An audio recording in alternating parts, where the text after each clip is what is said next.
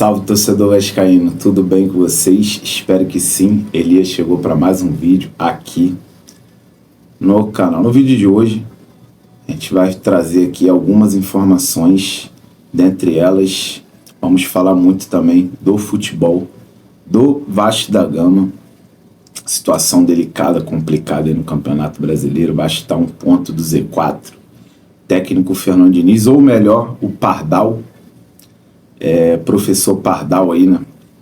Inventou, fez um monte de merda, um monte de lambança aí no jogo contra o Ceará. Perdemos aí a oportunidade de ficar na posição privilegiada, né, em 13º lugar, algumas casinhas acima da zona ali, né, de rebaixamento. O Vasco se encontra em 15º. A gente poderia ter terminado a rodada em 13º, mas infelizmente, né, já aconteceu aí. Já perdemos aí os 2 pontos em São Januário. O professor Pardal aí deu ali algumas explicações fajunta, né? Deu ali algumas desculpas, né? Como sempre. Só que ele não vem falar, né? Porquê de não botar o Leandrinho para jogar, o porquê não dá mais oportunidades aí aos garotos da base, né? O Wilder tá pedindo passagem, volante do Vasco da Gama. Poderia muito bem jogar ao lado do Barros, né? Ao invés desse cocão aí, um cara horrível. Ano passado até que ele tava ajudando muito, mas esse ano não rola.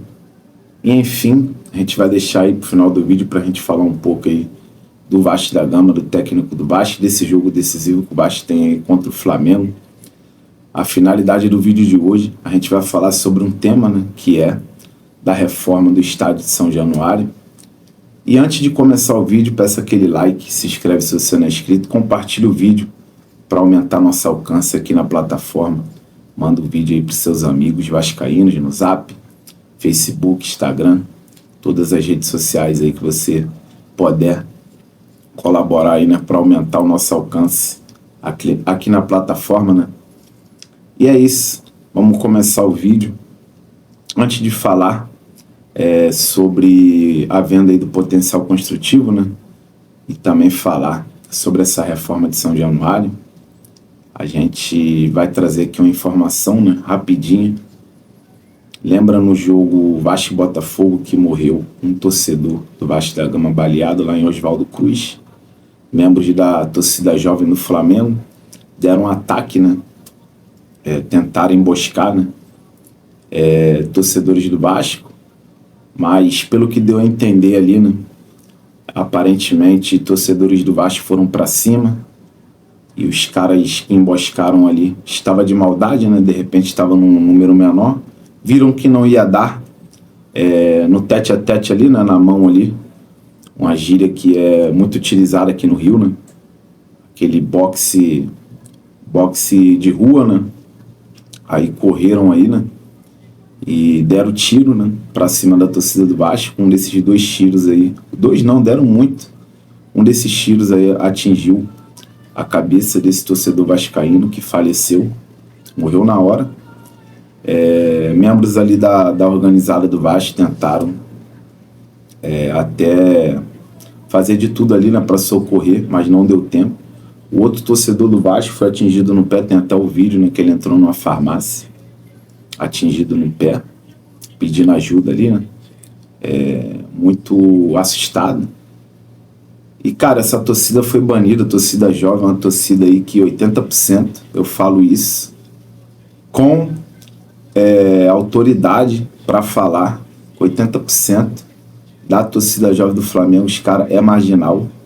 Até então já colhei com a Força Jovem, sei o que eu tô falando, já fui para muitos jogos aí com a Força Jovem do Vasco. Os caras é covarde, muitos marginais ali no meio ali, inclusive esse cara que atirou, tem informações aí que o cara tava de tornozeleira, né, tinha acabado de sair da cadeia e não voltou, né, aquela saidinha, né, aquela famosa saidinha, que ele foi liberado para passar um dia e voltar para a prisão, mas não voltou, e foi e tirou a vida aí de um pai de família. E esse pai de família deixou 4 filhos aí, né? Que Deus o tenha. E Deixo aqui também minha solidariedade aí para a família da vítima, né? Meus pêsames. E é isso. Vamos agora passar aqui para a situação do potencial, né, construtivo de São Januário, que já tem aí, né, um interessado, um cara forte, um empresário multimilionário aqui do Rio. O nome dele é Wilson Borges, dono da empresa Sod Capital.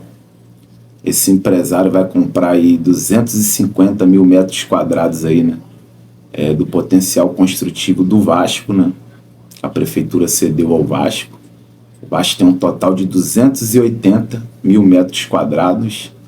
Os outros 30% restantes aí, né, dos metros quadrados aí, já tem outra empresa engatilhada para comprar, e totalizando aí 280 mil metros quadrados aí que o Vasco da Gama tem, vai gerar aí uma receita de mais ou menos aí mais de 500 milhões de reais que vai ser investido na reforma do novo São Januário.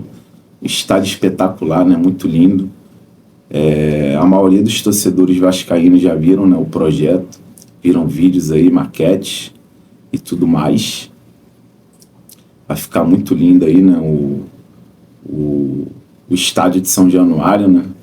Vai ter também algumas melhorias ali, né, na piscina, no entorno ali, né? Na parte de fora, na parte externa do estádio, dentro do estádio. Muita coisa vai mudar ali. Vai ficar sensacional aí o estádio de São Januário reformado, né? O nosso caldeirão, a Arena Vasco da Gama. E, enfim, a única coisa que está faltando aí, né? Essa fonte aí é o GE, que trouxe essa informação.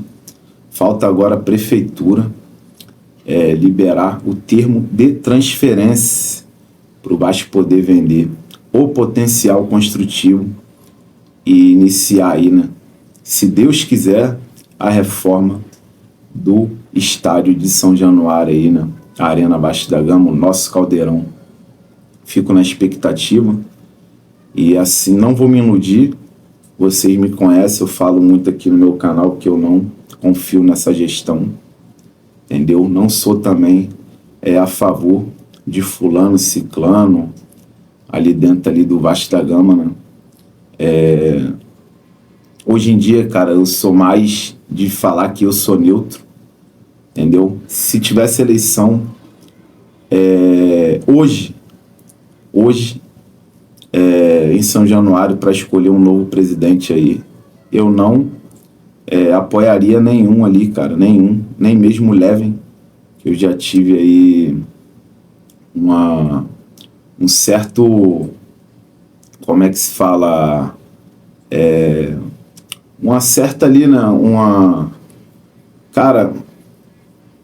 meio que uma carisma ali com o Levin, né, um cara ali que acreditei no projeto dele quando saiu, um cara que, na minha opinião, era o mais preparado, né, na última eleição e na eleição antecessora a essa, né, que elegeu o presidente do Vasco, Pedrinho, né?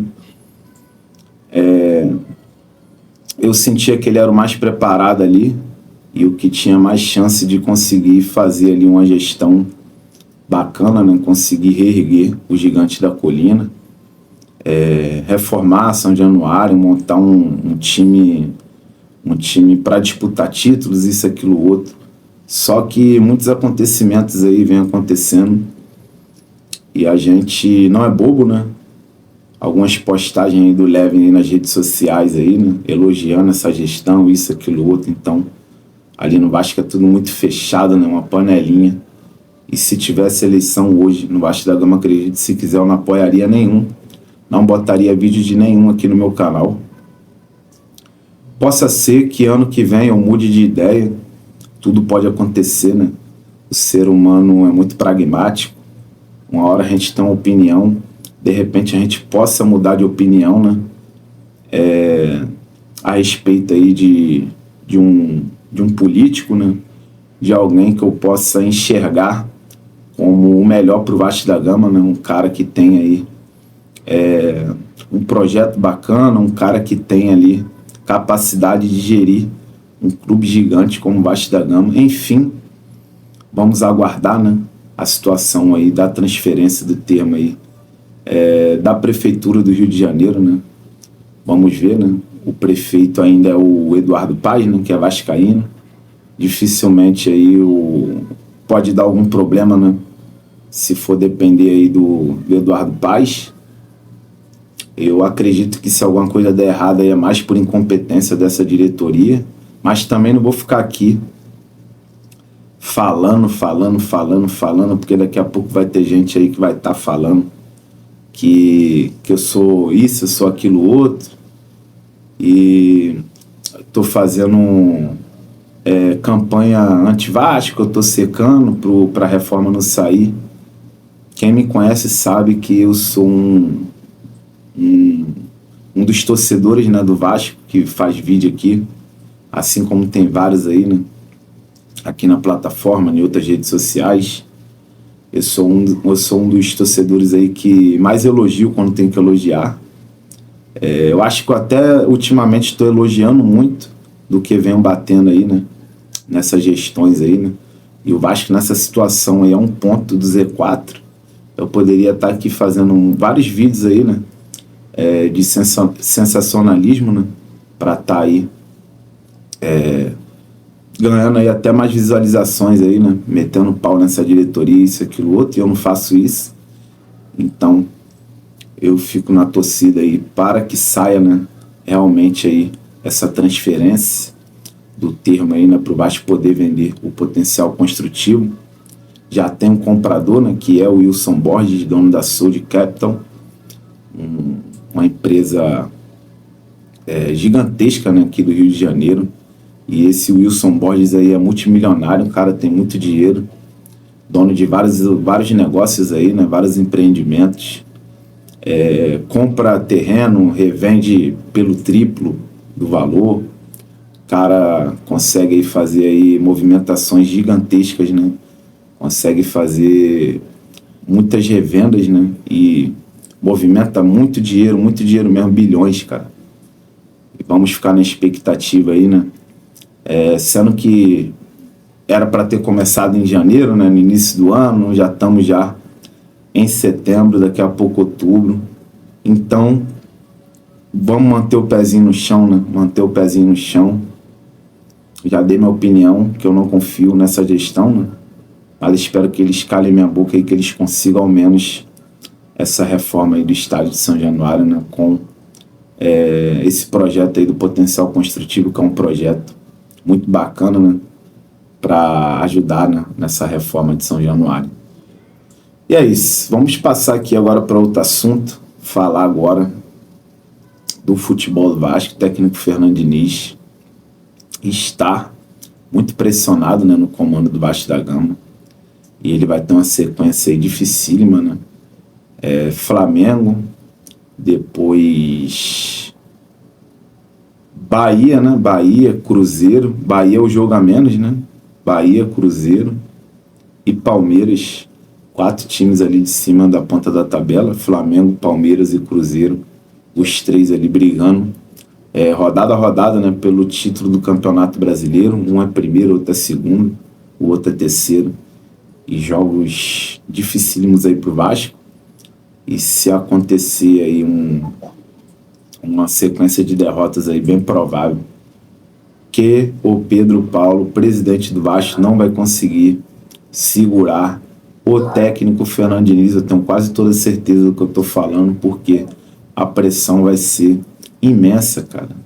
Vai ser uma pressão insuportável. A torcida do Vasco vai descer a lenha aí, né, no Fernando Diniz.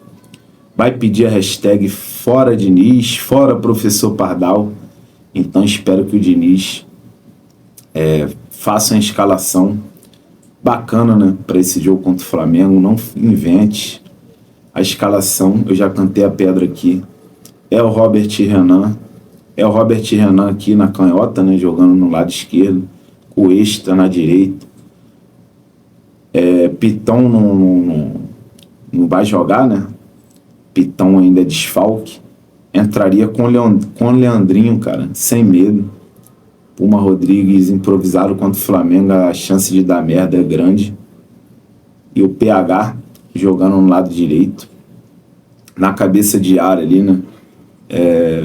Barros e Hugo Moura, cara. Barros e Hugo Moura. Faz isso, Diniz, pelo amor de Deus. Você não vai perder o jogo, cara. Tenho certeza disso.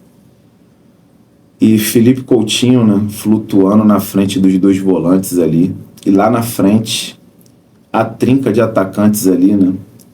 O Nuno, bota o Verratti e também o Ryan, cara. Muitos torcedores vão falar, pô, mas o Verratti, isso, aquilo, outro. Eu acho que é um jogo de decisivo, né? Um jogo aí que vale muito pro Vasco, né? E também pro Flamengo, que tá disputando a liderança. E o Verratti tem espírito guerreiro, né? Influencia muitos jogadores no Vasco da Gama. E precisa ter um cara ali que cobra, um cara com sangue, né? Com um negócio roxo, para botar pilha nos caras. Para os caras não amolecer, para os caras jogarem, né? O clássico como deve ser jogado. Brigar por cada bola ali, né? Dividida, ganhar sempre a segunda bola nas divididas, né? Então, eu acho que o Verratti, pelo menos ali jogar até os 20 minutos do segundo tempo, vai ser interessante, vai ajudar muito, pelo que o Verratti representa ali dentro de campo, né? A liderança dele. Essa é a minha opinião, cara. Mas se você acha que é melhor botar o David ali ou o Ryan, vou respeitar também sua opinião. E no caso, tem o Andrés Gomes também, né? Que tá pedindo aí passagem. Muitos torcedores falaram, deram o pitaco, né? A gente vem vendo nas redes sociais aí, os grupos de WhatsApp, e eu vejo muitos torcedores aí falando pro Ryan jogar como centroavante e o Carlos Andrés Gomes ali fazer a ponta direita, que é a posição de ofício do Carlos Andrés Gomes, né? Ele até faz outras posições, como a ponta esquerda. Mas, enfim, né? Eu acho que, pelo que o Verratti representa, é melhor entrar com ele ali, com dois volantes, fazer uma formação ali um pouco mais conservadora, né? Uma formação meio que defensiva, né? Uma formação equilibrada, né? Não pode querer sair se jogando, porque se jogar para esse time do Flamengo aí, né? Se oferecer campo e os contra-ataques, vai dar merda. E é isso, cara. É isso. Nosso vídeo chegou ao fim aí, né? E tamo junto aí, fique com Deus. Não esquece de deixar aquele like, não. Se inscreve no canal. Tamo junto. Saudação vascaína.